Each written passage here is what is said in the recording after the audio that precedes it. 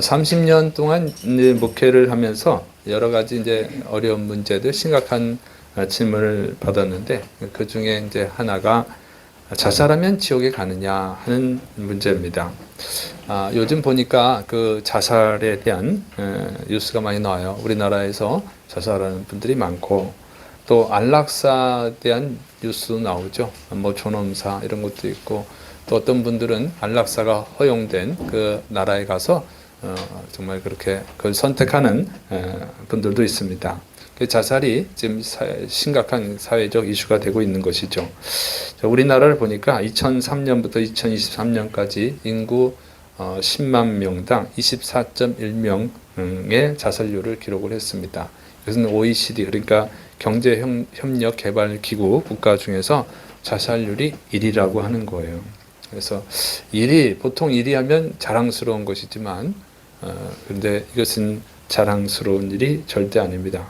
그래서 성경에서 자살에 대해서 어떻게 얘기하고 있는지 성경을 통해서 우리가 가르침을 받고 올바른 접근을 해야 됩니다. 그리고 주위 사람들에게 또 올바르게 가르쳐 줘야 될 의무가 있습니다. 자, 이제 자살하면 지옥에 간다 하는 것은요, 기독교의 전통적인 견해입니다. 그래서 이거는 천주교 때부터 시작된 것이죠. 그래서 자살하면 지옥에 간다. 이게 전통적 입장이에요. 자, 그 이유가 있어요. 먼저는 생명은 하나님의 것인데 인간이 스스로 자기의 생명을 끊는 것은 하나님의 주권에 대한 도전이다. 이렇게 봅니다. 또 성령 해방죄는 용서를 받지 못하는데 이 자살은 성령 해방죄에 해당한다고 봐요. 그리고 회개해야 구원을 받는데 자기의 생명을 스스로 끊어버리면 회개할 기회를 얻지 못해서 구원받지 못한다. 이렇게 보는 것입니다. 또 자살은 귀신의 역사죠. 그래서 귀신에게 져서 죽은 것인데 구원받을 수 없다. 이렇게 보는 것이죠.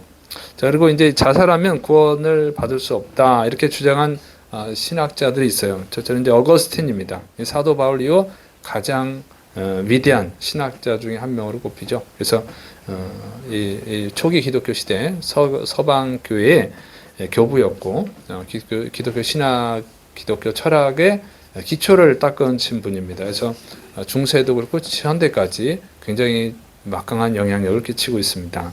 이분의 저서는 이제 참회록, 고백록이라고 되어 있어요. 그다음에 하나님의 도성 또는 신의 도성, 똑같은 책인데 책 제목이 다른 거예요. 이 책은 한번 읽어보시면 좋습니다. 이분은 이 자살을 육체를 더럽히는 행동이 아니라 영혼을 더럽히는 행동이다. 이런 주장을 했습니다. 그다음에 이제 그 칼빈이 있어요. 존 칼빈이죠. 그래서 종교개혁자 중에 아주 가장 큰 영향력을 끼친 인물이죠.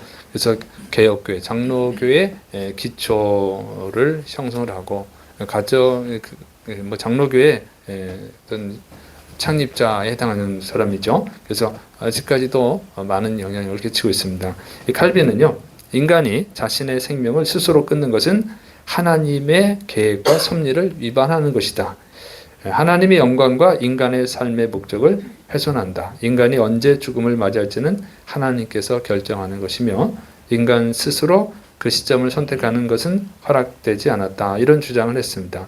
그런데 보수주의 경우, 그러니까 보수주의 신학자, 보수주의 목회자들은 대부분 자살하면 구원받지 못한다는 입장을 하고 있습니다.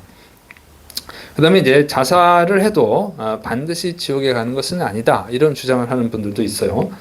이유가 있습니다. 첫째는 이제 하나님의 자비와 이해심은 인간의 생각보다 크시다. 그러니까 각 사람의 독특한 상황과 고통을 이해할 수 있는 분이다. 이런 주장이에요. 그 다음에 자살을 단순히 죄로만 봐서는 안 된다. 정신적 질병의 경우는 예외로 해야 된다. 하는 것이죠. 정신적 질병에 의한 것이니까 자기 의지가 아니라. 또 세 번째는 예수님의 구원의 은혜는 완전하다. 그래서 한 번 구원받은 성도는 자살을 해도 그 구원이 취소되지 않는다. 이런 주장이 있어요. 이건 제가 알기로는 최근에 나온 주장입니다.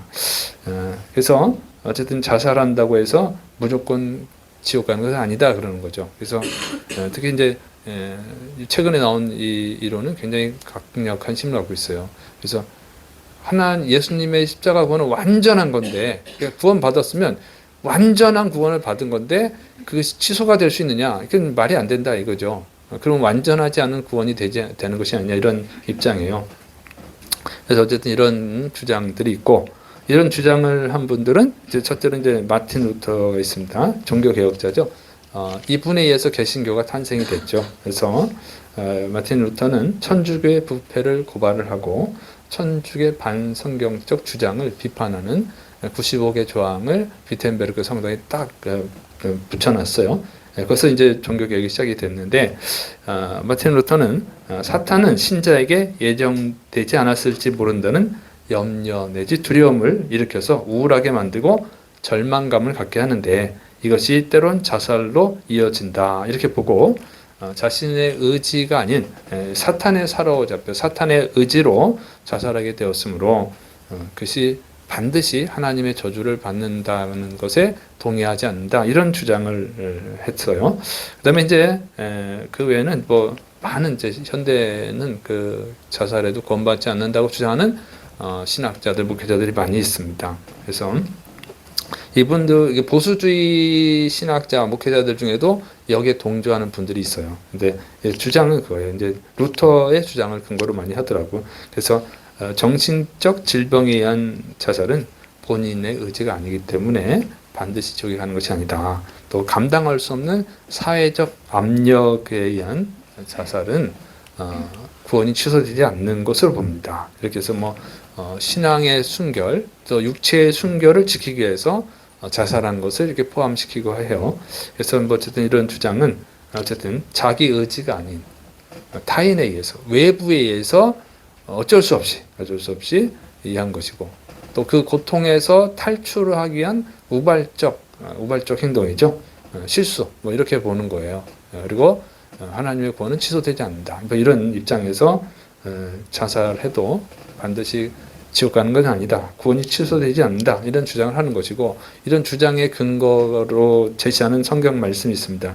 로마서 8장 38절 39절. 내가 확신하노니 사망이나 생명이나 천사들이나 권세자들이나 현재일이나 장래일이나 능력이나 높음이나 깊음이나 다른 어떤 피조물이라도 우리를 우리 주 그리스도 예수님 안에 있는 하나님의 사랑에서 끊을 수 없으리라. 그래서 하나님의 사랑에서 끊을 수 없다. 한번 구원받았으면 영원히 구원받는 것이다. 이런 주장을 하는 것입니다. 자, 그래서 이렇게 두 가지 입장이 있는데, 정말 자살을 해도 구원을 받을 수 있는 건지, 자살하면 구원을 받을 수 없는지, 정확한 것은 우리가 이제 성경을 통해서 봐야죠. 성경을 통해서. 그렇다고 성경에 자살하면 천국, 지옥 간다 이렇게 돼 있는 건 아니에요. 그러니까 유추하는 거죠. 그러니까 삼위일체라고 하는 단어는 없어요. 근데 우리가 성경을 보니까 삼위일체구나 이렇게 되는 것입니다. 그래서 자살하면 반드시 구원받는다, 구원 못 받는다 이런 게 있으면 참 좋겠는데 그런 건 없어요. 그래서 성경 전체를 통해서 성경에서 어떻게 얘기하고 있는지를 봐야 됩니다. 근데 이것뿐만 아니라 다른 것도 마찬가지예요. 잘 이해해야 됩니다. 성경에 없으니까 그거는 인정할 수 없어 이렇게 말하는 분들이 있는데 그것은 엉터리입니다. 그런 식으로 접근하면 안 되는 거예요. 왜냐하면 성경에 마약을 하지 마라 하는 얘기는 없잖아요. 그럼 마약을 해도 됩니까? 그건 말도 안 되는 소리죠. 그러니까 그거는 엉터리고, 성경에서 말하고 있는 원리, 성경에서 말하는 원리를 찾아서 우리가 하나님의 뜻을 배우는 것입니다. 자, 그럼 성경에서 자살한 경우들을 살펴보면요. 첫째로는 이제 아비멜렉이 있어요. 아비멜렉. 사사기 9장이 나오는데, 이 아비멜렉은요, 기드온의 첩의 아들입니다. 그 기드온이 죽고 나니까 어떻게 하냐면 기드온의 아들 70명을 이 아비멜렉이 죽여요. 세겜 사람들과 연합을 해가지고 70명을 죽입니다. 이때 이제 막내 아들 요담이 도망을 쳐서 예언을 하죠. 하나님이 심판할 거다. 그런 내용입니다. 그리고 나서 3년 후에 세겜 사람들이 반란을 일으켜요. 반란을 일으켜가지고 아비멜렉이 반란을 일으키거든요. 아비멜렉이 반란을 진압을 하죠. 진압하는 도중에 데베스 성읍 망대에서 한 여인이 맷돌을 던졌는데 그거를 아비멜렉이 맞아가지고 머리가 2개골이 깨져가지고 죽을 지경이 되니까 자기 부하한테 찔러달라고 얘기합니다. 내가 여자한테 죽었다고는 소리는 듣고 싶지 않으니까, 너무 수치스러우니까 죽여달라고 해서 죽습니다. 보면 간접 자살이죠. 자, 그런데 성경은 이걸 어떻게 평가하느냐, 이걸 자살로 평가하느냐 보면요, 이렇게 돼 있어요. 사사기 9장 23절 24절 하나님이 아비멜렉과 세겜 사람들 사이에 악한 영을 보내심에 세겜 사람들이 아비멜렉을 배반하였으니 이는 여룻바알의 아들 70명에게 저지른 포악한 일을 갚되 그들을 죽여 피 흘린 죄를 그들의 형제 아비멜렉과 아비멜렉의 손을 도와 그의 형제들을 죽이게 한 세겜 사람들에게로 돌아가게 하심이라. 그리고 사사기 9장 56절 아비멜렉이 그의 형제 70명을 죽여 자기 아버지에게 행한 악행을 하나님이 이같이 갚으셨고, 이렇게 돼 있어요. 그래서 그냥 반란이 일어난 것이 아니라 하나님이 심판하신 거예요. 악한 영을 보내서 심판하신 거죠. 겉으로 보면 이렇게 수치스러워서 간접 자살을 한 것처럼 보이지만 성경의 평가는 하나님이 심판했다, 이렇게 평가하고 있어요. 그다음에 이제 사울 왕이 있습니다. 사무엘상 31장에 나옵니다. 사무엘은 블레셋과 길보아 산 전투에서 패배를 합니다. 그래서 사울의 3명의 아들이 죽고 자기도 부상을 당해서 죽을 지경에 이르니까 블레셋 사람들에게 붙잡히면 모욕당하고 처참하게 죽을 거니까 그게 두려워서 자기 부하한테 죽여달라고 부탁을 합니다. 근데 그 부하가 기름 부은 왕인데 하나님 기름 부으신 자를 죽이는 걸 두려워해서 안 죽여요. 그랬더니 칼을 딱 놓고 배에 찔려가지고 거기에 엎드려서 죽어요. 그래서 자살을 합니다. 그런데 이 사울왕을 보면요, 사울왕이 자살하기 전날 이 신접한 여인을 만나요. 그 신접한 여인을 통해서 죽은 사무엘의 영혼을 불러오게 하고 그와 얘기하는 그런 내용이 있습니다. 그래서 성경은 자, 여기에 대해서 어떻게 평가를 하느냐, 역대상 10장 13절 14절 사울이 죽은 것은 여호와님께 범죄하였기 때문이라 그가 여호와님의 말씀을 지키지 아니하고 또 신접한 자에게 가르치기를 청하고 여호와님께 묻지 아니하였으므로 여호와님께서 그를 죽이시고 그 나라를 이새의 아들 다윗에게 넘겨주셨더라. 그러니까 사울왕이 스스로 자살한 것처럼 보이는데 겉으로 볼 때는, 근데 성경은 뭐라고 평가하냐면 하나님이 그를 죽이셨다, 이렇게 하는 거예요.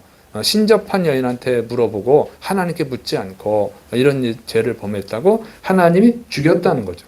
그러니까 이렇게 보면 자살은 하나님의 심판입니다. 자, 그 다음에 이제 아이도벨이 나옵니다.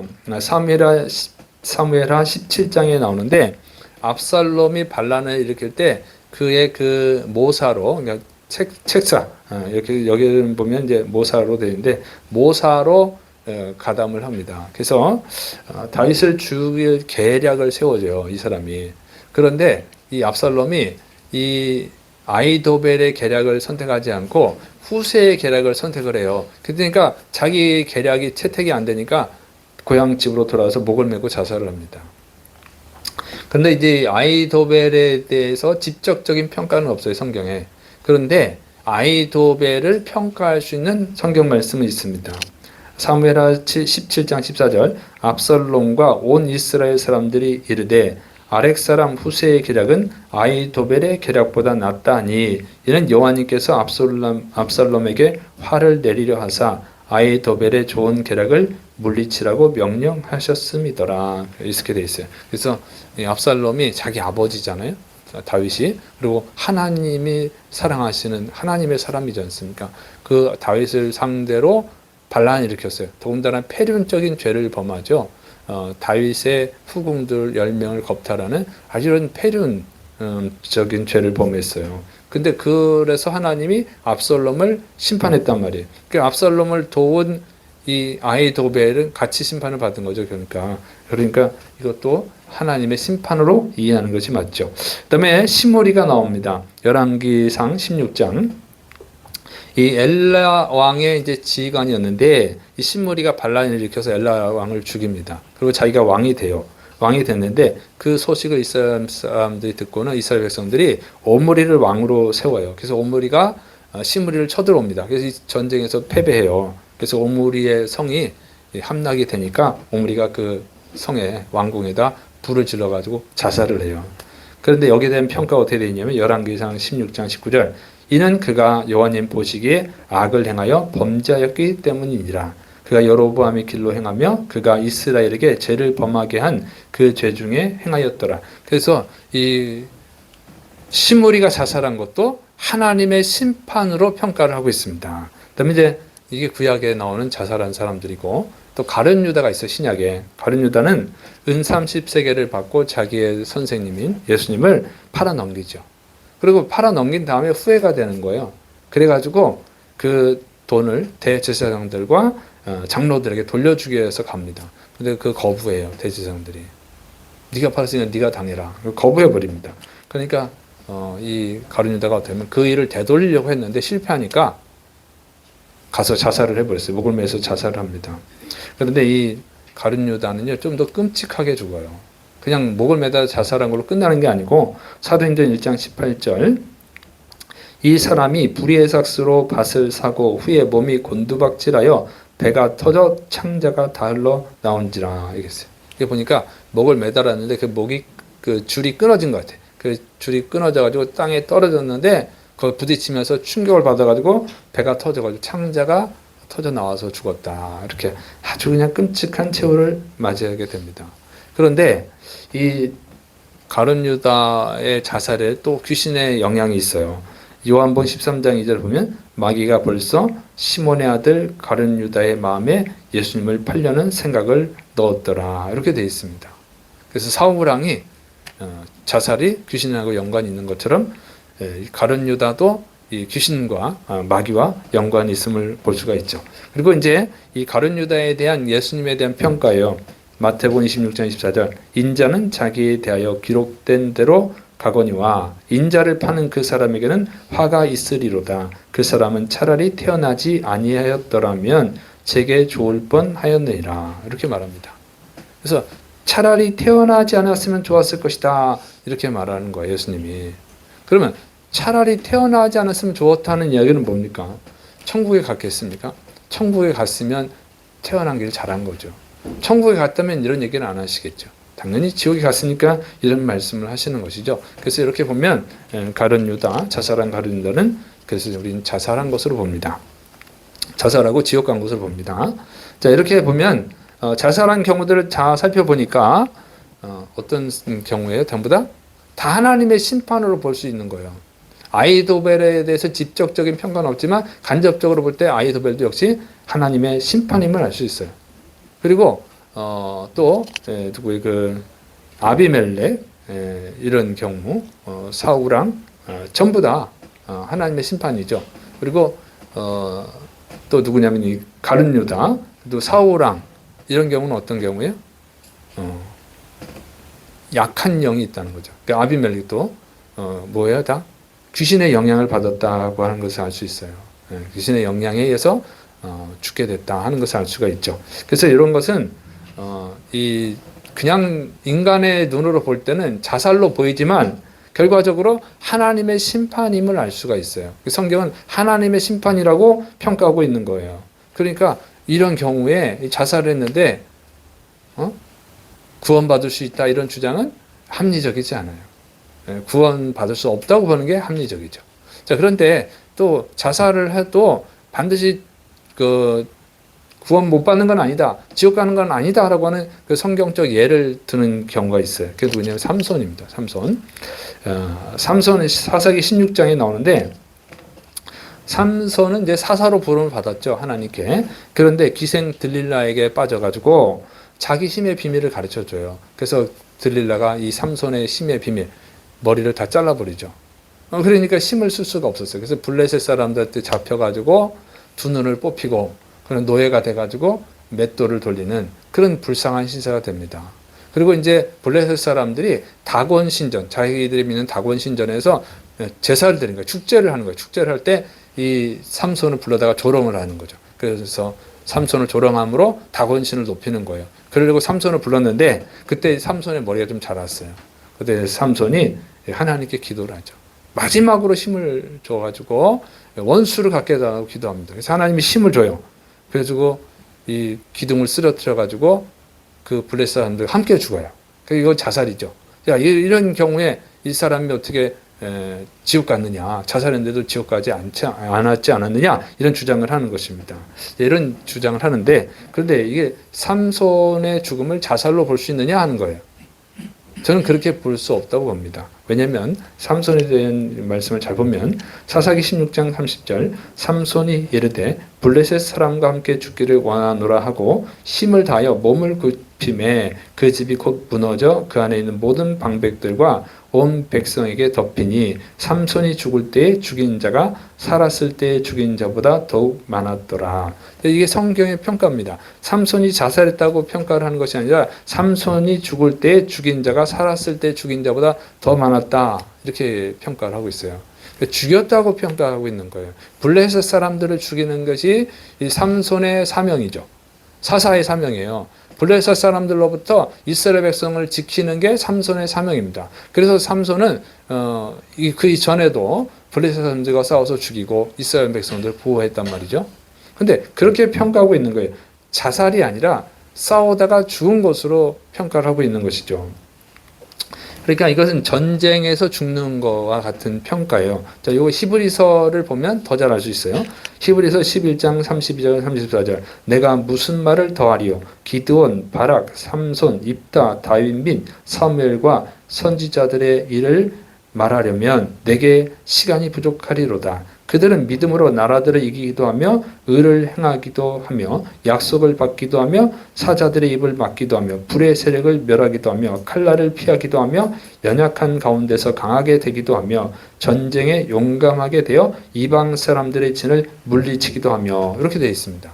여기 나오는 사람 바락, 삼손, 입다, 다윗, 사무엘, 이 사람들의 공통점이 뭐냐면 이방 민족들과 싸운 거예요. 가나안 사람들, 이방인들과 싸워서 이긴 사람들, 전쟁한 사람들이거든요.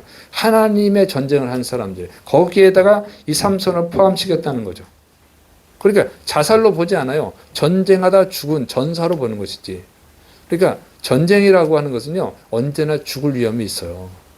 응? 전쟁의 어떤 작전은, 어떤 전투는 100% 거의 100% 죽을 줄 알고 전투하는 경우도 있어요. 왜? 국가를 지키기 위해서, 국민을 지키기 위해서. 그런 경우 자살로 보는 게 아니고 거룩한 전사로 보는 거죠. 국가를 위한 희생, 헌신으로 보는 거죠. 그렇게 성경을 보면 삼손을 자살로 보지 않고 있다는 거죠. 싸우다 죽은 걸로 보는 거지. 그래서 이것은 자살로 보고 삼손의 경우를 들어서 자살해도 구원받을 수 있다, 이렇게 말하는 것은 엉터리다. 제가 볼 때는 엉터리입니다. 엉터리 해석입니다. 삼손은 자살한 것이 아니라 전쟁을 하다가 전사한 것이죠. 자, 그래서 이렇게 구약과 신약 성경을 다 볼 때 자살한 자가 구원받는 경우가 있다, 이렇게 볼 수 있는 말씀은 하나도 없다는 거예요. 전부 다 자살하면 구원받을 수 없다고 보는 게 합리적이죠. 자, 오늘 본문 말씀도 그렇습니다. 자, 오늘 본문을 보면 어떤 일이 벌어지냐. 이제 한 아이가 귀신이 들려가지고 불 속에도 들어가고 물 속에도 들어갑니다.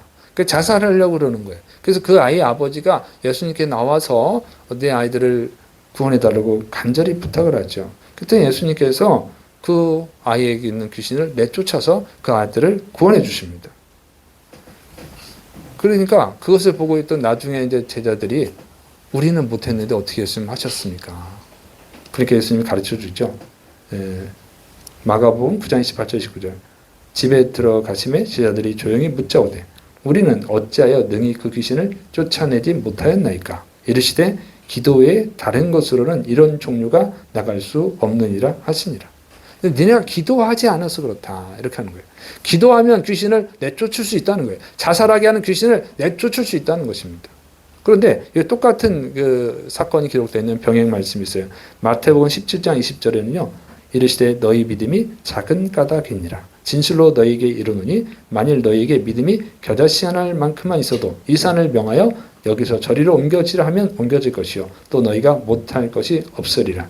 여기 보면 마태복음에서는 믿음이 없어서 그렇다, 이렇게 말하고 있고요. 마가복음에서는 기도하지 않아서 그렇다 하는 거예요.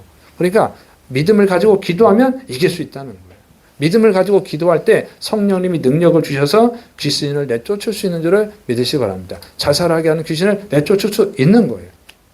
그리고 저의 목회 경험상 실제로 그런 일들이 있었어요. 자살하게 하는 귀신, 자살하게 하려고 하는 귀신을 내쫓아서 온전해진 경우들이 있습니다. 뭐 저뿐만 아니라 이런 그 목회자들 분은 이런 경험들을 많이 갖고 있어요. 자, 그래서 여기서 보면 이제 예수님은 인간을 구원하러 오신 분이에요. 만약에 자살을 해도 구원을 받을 수 있다고 하면 굳이 예수님 왜 귀신을 내쫓을까요? 왜 그런 일을 하셔야 됩니까? 또 왜 제자들에게 귀신을 내쫓을 수 있는 길을 가르쳐 주시나요? 자살해도 구원받으면 그냥 내버려 두는 거지. 우리 예수님은 자살을 구원하러 오신 분이거든요. 자살을 하면 구원받을 수 없으니까 자살하게 하는 귀신을 내쫓는다고 보는 것이 합리적이죠. 자, 그래서 이 자살을 해도 구원을 받을 수 있다고 하는 것은 너무 엉터리다. 엉터리 주장으로 봅니다. 그리고 이 자살을 해도 구원받을 수 있다고 하는 그 근거로 제시하는 이 말씀, 로마서 8장 38절 39절을 보면 다시 잘 봐야 돼요.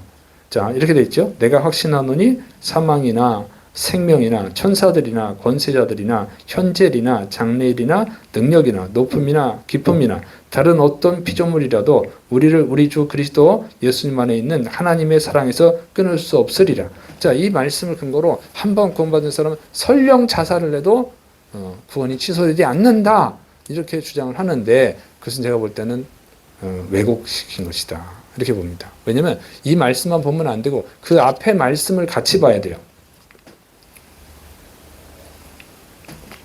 로마서 8장 35절 39절 35절부터 37절 누가 우리를 그리스도의 사랑에서 끊으리요 환난이나 곤고나 박해나 기근이나 적신이나 위험이나 칼이라 기록된 바 우리가 종일 주를 위하여 죽임을 당하게 되며 도살당할 양같이 여김을 받았나이다 함과 같으니라. 그러나 이 모든 일에 우리를 사랑하시는 이로 말미암아 우리가 넉넉히 이기느니라. 무슨 얘기입니까? 공고를 당해도 박해를 당해도 기근을 당해도 적신 벌게 벗겨지고 위험을 당해도 칼의 위협을 당해도 다 이길 수 있다. 다 이길 수 있다는 거예요. 응? 우리를 사랑하시는 이로 말미암아 우리가 넉넉히 이긴다. 그 고난을 이길 수 있다는 거지.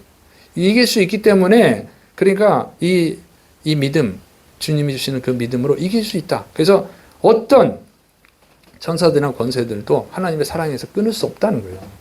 이렇게 봐야 되는 것이지 그 앞에 구절을 딱 떼어놓고 보니까 한번 구원받은 사람은 구원이 취소되지 않는다. 이렇게 주장 엉터리죠. 어떤 고난을 당해도 이길 수 있기 때문에 어떤 환난에서도 하나님의 사랑에서 우리를 끊을 수 없다. 그렇게 봐야 되는 거예요. 그러니까 제가 볼 때는 이거는 엉터리다. 여러분 그리고 한번 구원받은 사람이 자살할 수 있느냐 하는 거예요. 구원받은 사람이 자살할 수 있습니까? 그러면? 그건 말이 안 되는 거죠. 한번 구원받은 사람은 자살해도 구원받는다고 그러면 한 번 구원받은 사람은 우상숭배도 구원받아야죠. 하나님을 부인해도 구원받아야죠. 한 번 구원받았으면 그 논리로 하면 너무 엉터리가 되는 거예요. 그러니까 구원받은 사람이 하나님을 배신하고 우상숭배를 할 수 있느냐? 그럴 수 없는 거예요. 하나님을 구원받은 사람이 마찬가지로 자살할 수 있느냐? 자살할 수 없다고 보는 게 합리적이죠. 이게 올바른 해석이죠. 그래서 이거는 너무 엉터리 해석이다. 성경을 왜곡한 것이다. 자기들의 주장을 뒷받침하기 위해서 성경을 왜곡시키는 잘못된 행위라고 봅니다. 그래서 하나님은 우리에게 자살하라고 하잖아요. 고난을 이기라고 하는 것이죠. 그리고 이길 수 있으니까 이기라고 하는 거예요. 그리고 이기는 자에게만 생명을 약속하셨어요. 구원을 약속하셨어요. 자, 요한계시록 2장 10절 너는 장차 받을 고난을 두려워하지 말라. 볼지어다 마귀가 장차 너희 가운데에서 몇 사람을 옥에 던져 시험을 받게 하리니 너희가 10일 동안 환난을 받으리라. 내가 죽도록 충성하라. 그리하면 내가 생명의 관을 내게 주리라. 뭐라고 되어 있습니까? 여러분 앞으로 장래에 말세에 환난을 당할 거라는 거예요. 근데 10일 동안이라니까 10일 동안 진짜 10일인지 아니면 뭐 100일인지 알 수는 없어요. 상징적 의미로 보이는데 어쨌든 10일이라고 하더라도 죽도록 충성하라는 거예요. 그래야 생명의 간을 준다는 거예요. 이겨야만 생명의 간을 준다는 것입니다.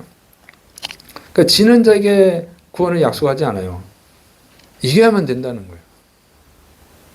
그러면 여러분 저도 되면 뭐하러 이기라고 그럽니까? 그죠? 그리고 이 말씀을 듣고 고난을 당하는데도 견디는 사람들이 있어요. 이겨내는 사람들이 있어요.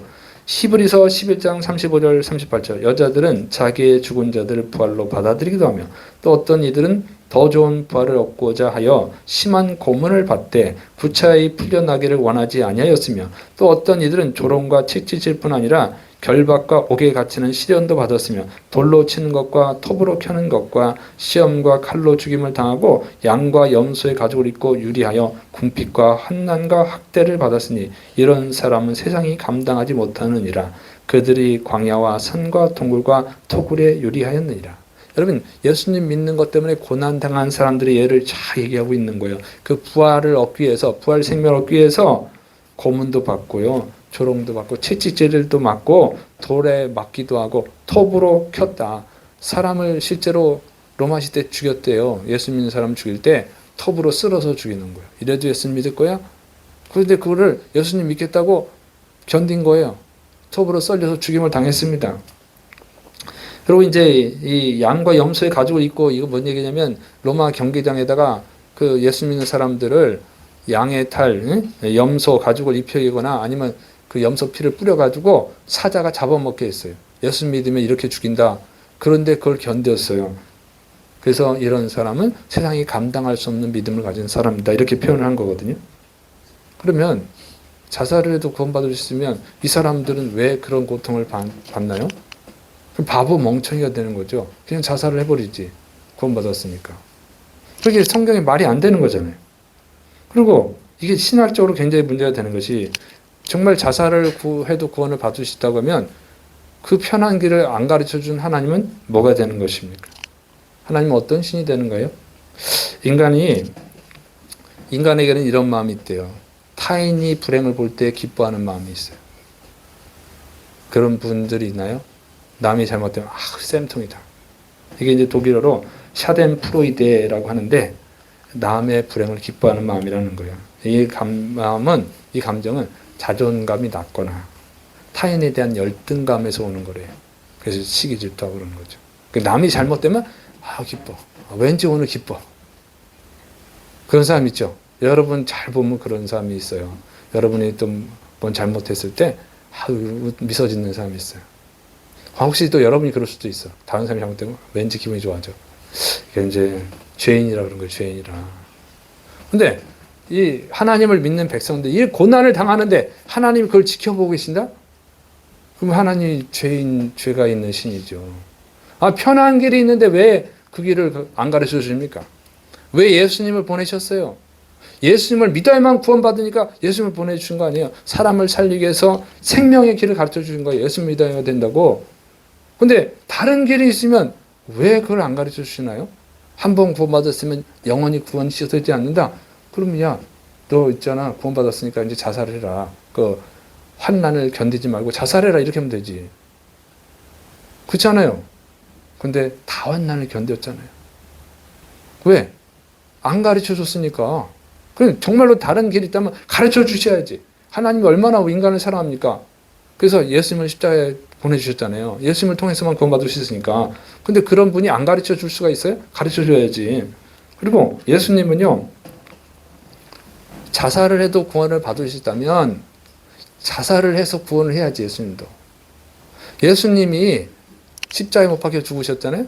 그러면 그 죽인 자들은 뭐가 됩니까? 다 악한 자들이죠. 예수님 판 가룟 유다도 그렇고 예수님을 죽인 자들도. 그래서 그들에 대한 심판을 예언하셨고 그들이 심판을 받았습니다.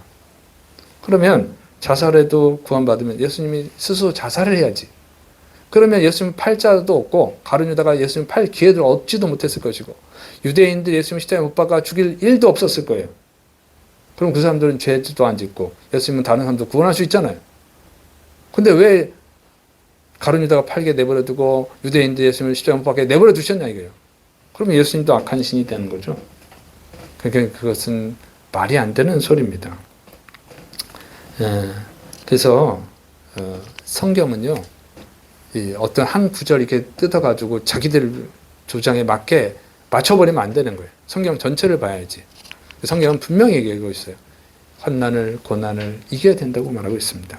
요한계시록 2장 7절, 귀 있는 자는 성령님이 교회들에게 하시는 말씀을 들을지어다. 이기는 그에게는 내가 하나님의 낙원에 있는 생명나무의 열매를 주어 먹게 하리라.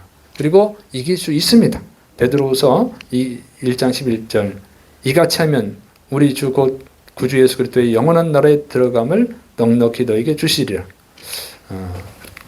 요한일서 5장 4절부터 5절 무릇 하나님께로부터 난 자마다 세상을 이기느니라. 세상을 이기는 승리는 이것이니 우리의 믿음이니라. 예수님께서 하나님의 아들이심을 믿는 자가 아니면 세상을 이기는 자가 누구냐.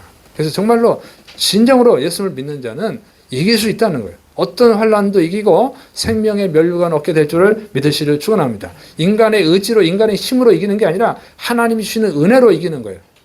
그래서 이겨내야지 자살하는 것은 맞지 않습니다. 이렇게 성경을 종합적으로 볼 때 자살하면 구원받을 수 있다고 하는 주장은 엉터리다. 이런 성경의 입장에 맞지 않는다 하는 거예요. 자, 그런데 왜 자살을 해도 구원받을 수 있다 이렇게 말하는가 하는 거예요. 목회적 접근이에요. 그래서 이런 주장죠. 그 사람이 구원받았는지 지옥에 갈지는 하나님만 아신다 이런 거죠. 당연히 저는 동의해요. 그건 하나님만 아시는데 어떻게 하겠어요. 자살을 했을 경우에 구원받는 경우도 있어요. 어떤 경우냐면 회개할 수 있는 기회가 있을 때 그런 거예요. 회개할 수 있을 때. 그러니까 그런 주장을 하는 것은 예수님이 십자가에서 죽으실 때 한 강도가 거기서 회개하고 예수님 영접해가지고 구원받잖아요. 자, 이거 근거를 봐라. 바로 죽기 전에 회개하면 구원받을 수 있다. 저는 거기에 동의합니다. 그런데 그것은 회개할 수 있는 충분한 시간이 있을 때 가능한 거예요. 그럼 그 시간이 얼마나 되느냐? 이론적으로 5분 안에도 가능해요. 1분 안에도 가능하죠. 이론적으로는. 근데 실제로 가능할까 하는 거예요.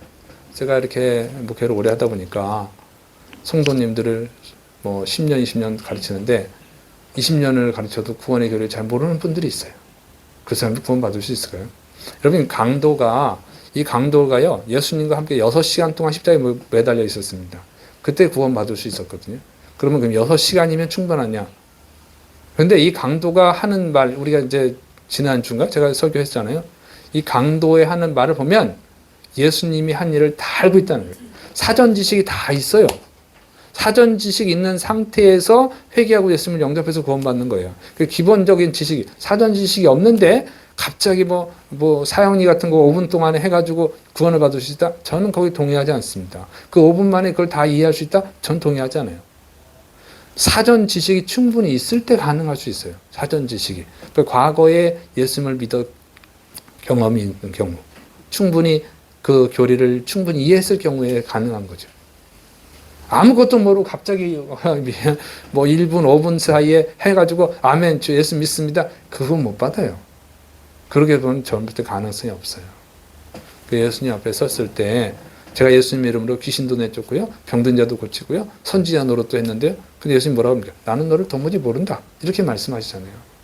그러니까 이것은 충분한 사전 지식이 있어야 돼요. 예수님에 대해서 충분히 알고 그리고 나서 회개하면 구원받을 수 있습니다. 그 시간은 몇 시간이야? 그건 내가 알 수 없죠. 그건 알 수가 없지. 근데 성경의 강도를 보니까 6시간이었다. 그런데 진짜 6시간이었던 게 아니고 그 전에 이미 알고 있었다는 거예요. 그래서 그것까지는 내가 알 수 없습니다. 어쨌든 회개할 수 있는 시간이 충분히 주어졌다면 그 시간에 예수님 영접하면 구원받을 수 있습니다. 그 자살한다 곧바로 죽는 건 아닐 것 같고 자살해도 오랜 시간에 있다가 죽는 경우도 있어요. 그래서 세비단가인가 거기 이제 안유한 목사님이 자살을 시도했는데 그 목을 매달았는데 그게 끊어져가지고 자살을 하지 못했어요. 그러면서 거기서 예수님을 영접하게 돼가지고 안과 병원도 만들고 많은 맹인들을 치료해주는 분이 됐습니다. 목사님이 됐어요. 이런 경우도 있으니까. 자, 어쨌든 충분한 시간이 있다면 구원받을 수 있는. 그러나 내가 그건 알 수가 없고. 자, 그리고 어쨌든 전체적으로 볼 때 그런 특별한 경우가 아닌 이상은 자살하면 구원받는다고 하는, 자살해도 구원받을 수 있다고 하는 것은 맞지 않는다는 거예요. 자, 그리고 설령 이 주장이 틀렸을지라도 자살을 하면 구원받지 못한다는 주장이 틀렸을 경우, 하나님만 아시니까. 그럼 자살을 해도 구원받을 수 있을 수도 있죠.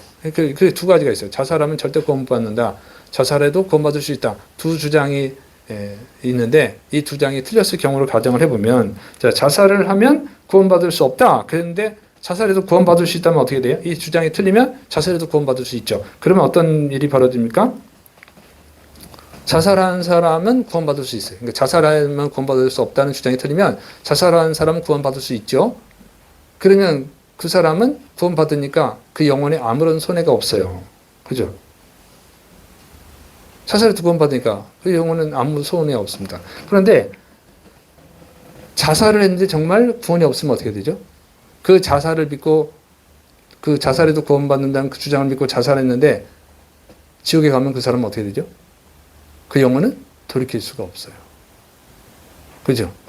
난 저 사람이 자살해도 구원받는다고 해서 자살했는데 지옥에 갔어. 그걸 책임질 수 있나요? 자살해도 구원받을 수 있다고 한 그 사람이 책임질 수 있냐 이거예요. 지옥에 가 있는 사람을 천국으로 돌려보낼 수 있나요? 할 수가 없어요. 그럼 어떻게 책임져? 책임 못 져. 책임 못 질 일을 하는 거죠. 실제로 자살해도 구원받는다는 얘기를 듣고 자살하는 사람들이 있어요. 얼마 전에는 뉴스에 나왔더라고요. AI가 자살해도 된다고 그래서 자살했다는 뉴스도 나오더라고요. 그 책임집니까? 못 져요. 책임 못 질 일을 왜 하냐 이거죠. 저는 그분들이 나쁜 의도로 한다고 보진 않아요. 목회적 접근이에요. 자살을 한 성도의 가족들이 마음이 아프니까. 저도 안타까운 경우들이 있어요. 응? 그러니까 그 사람들의 마음을 위로하는 거예요. 그러니까 자살을 해도 구원받을 수 있다 말할 경우에 최고의 이익은 자살한 성도의 가족을 위로할 수 있다는 거죠. 그러나 자살한 사람을 다시 천국으로 보낼 수도 없고 그것을 믿고 자살해서 지옥 가는 사람들을 막을 수가 없다. 그 이익보다 손해가 너무 큽니다. 자, 그러면 자살해도 구원을 받을 수 있다면 자살해도 구원받을 수 있으면 어떻게 해요? 그러면 그 얘기 또 했네. 예, 지금 순서가 잘못됐어요. 자, 어쨌든 자살해도 구원을 받을 수 있다면 자살하면 구원받지 못한다고 한 주장은 틀린 거지만 그러나 자살한 사람의 영혼을 책임질 필요가 없죠. 어차피 구원받으니까. 그러니까 아무 문제가 없어요. 문제가 있다면 자살한 가족들의 마음을 아프게 하는 것뿐이지. 그래서 두 가지 경우 자살해도 구원받을 수 없다. 또 자살해도 구원받을 수 있다. 이런 주장이 있지만 틀렸을 경우에 자살하면 구원받을 수 없다고 하는 그 주장이 틀렸을 경우는 손해가 별로 없습니다. 그런데 자살해도 구원받을 수 있다. 그 주장이 틀린다면 손해가 엄청납니다. 한번 죽은 사람은 천국으로 돌려보낼 수 없기 때문에 그렇죠. 그래서 정말 하나님만 알 수 있다는 입장에서 얘기하더라도 자살하면 구원받을 수 없다고 말하는 것이 올바른 얘기다 하는 것이죠. 그래서 기독교는 어떤 거예요? 생명을 살리는 거죠. 생명을 살릴 수 있는 길로 인도해야지. 내가 책임질 수도 없고 내가 확신할 수도 없는데 자살을 해도 구원받을 수 있다 이런 주장을 해서는 안 되는 거죠. 그는 양심에 맞지 않는 거죠. 단지 살아있는 사람의 마음을 위로하려다가 더 많은 사람들을 지옥으로 보내는 그런 죄를 짓게 되는 거예요. 그리고 신학적으로 굉장히 문제가 있죠. 하나님을 나쁜 신으로 만들어 버린다는 거예요. 하나님을 나쁜 신으로 만들어 버리는 거죠. 그래서 그것은 본인이 의도한 것은 아니겠지만 결과적으로 나쁜 영향을 끼치고 하나님을 죄인으로 만든다. 그런 주장을 해서는 안 된다고 하는 거예요. 그래서 이것이 제가 이제 성경을 통해서 정리한 거예요. 그래서 여러분 성경을 보면 여러 사례 지금 나오지만 구약과 신약의 사례 6번의 자살의 경우가 나오지만 그 중에 삼손의 자살은 자살로 보면 안 되죠. 전사로 보고 5경우의 경우 전부 다 하나님의 심판과 연관이 되기 때문에 하나님의 심판으로 평가하고 있기 때문에 자살하는 사람이 구원받을 수 있다는 주장은 잘못된 주장이다. 이렇게 봅니다. 그래서 이렇게 정리를 하고 여러분이 이 주위 사람들에게 올바른 얘기를 해줘야 돼요. 괜히 자살해도 구원받을 수 있다는 기대감을 갖게 해서는 안 되는 거예요. 그렇다고 또 자살한 사람들한테 가서 자살한 사람이 있는 가족에게 자살하면 구원받을 수 없어요. 이렇게 괜히 아프게 할 필요는 없어요. 그럴 경우는 잘 설명할 수 있어야 되고 잘 설명할 수 없다면 잘 모르겠어. 차라리 그렇게 하세요. 그리고 목사님한테 물어봐. 이렇게 하는 게 좋죠. 그리고 저는 이 자살한 분의 가족들에게 이 설명을 잘 했어요. 제가 나름대로 잘했고 그분들이 그 중에 이제 어떤 분이 있었냐면 자살했기 때문에 나 혼자만 천국에 가는 것은 맞지 않는 것 같다. 그래서 교회를 안 다니겠다 하는 그분을 잘 설명을 해서 교회를 다니게 했습니다. 그래서 성령님이 도와주시면 성령님이 주시는 지혜로 잘 설명을 하고 그래서 그 사람도 구원할 수 있는 줄로 믿습니다.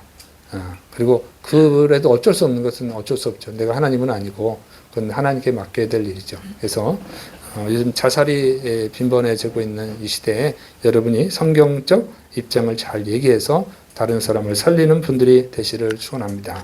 기도하겠습니다. 사랑이 많으신 하나님 아버지, 우리에게 지혜를 주시고 또 성경을 올바르게 알게 하셔서 사람을 살리는 일을 할 수 있도록 붙들어 주옵소서. 또 우리나라에 자살이 빈번해지고 있습니다. 하나님 우리나라를 불쌍히 여주시고 우리 한국교회가 올바른 진리의 복음을 전해서 사람을 살리는 이 생명의 사명을 감당하게 도와 주옵소서. 예수님의 이름으로 감사하며 기도드립니다. 아멘.